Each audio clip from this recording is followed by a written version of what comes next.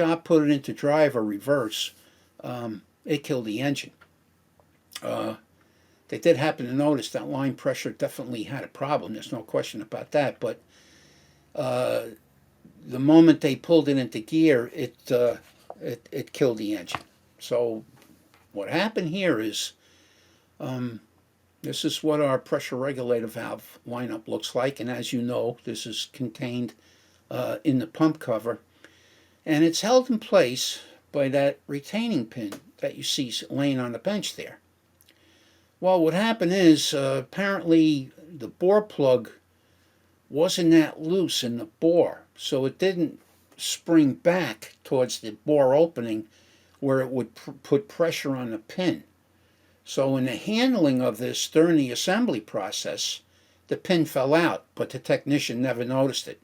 It rolled off into where a lot of these small little pieces go into a deep dark place that you don't see. The end result, of course, is the pressure regulator valve is going to back out. Once this thing was started up, first of all, it was a heck of a delay going into drive, and then all of a sudden, it killed the engine. So, in order to understand what's going on here, we're going to look at this hydraulic schematic that you have on page 39. And as you can see, the one marked number 1 there, when the whole valve train backed out of the bore, what this does is this allows converter feed oil to exhaust. The next thing that happens is we go to number 2 in the schematic, and this is going to cause the converter feed limit valve to lose circuit pressure. As a result of that, the TCC control valve is going to stroke. That's number 3 in the schematic. That's going to dump TCC oil, release oil. So your converter clutch oil is now open to exhaust.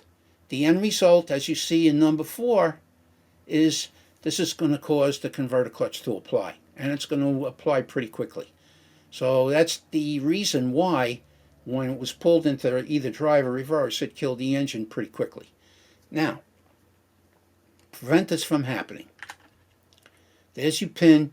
Get it down flush. Now what we're going to do, I'm showing this to you on page 40, get some assembly gel. Put a little dab of assembly gel on there. Smooth it out like you see here, also on page 40. And now when you're handling this, because you're going to turn this over as you go and set it down on the bell housing, there's no way the pin is going to fall out on you. And that'll take care of that. Thank you for watching. For all Confirm Fix videos and unlimited technical support, become an ATSG member, your transmission tech solution. Click the membership link below.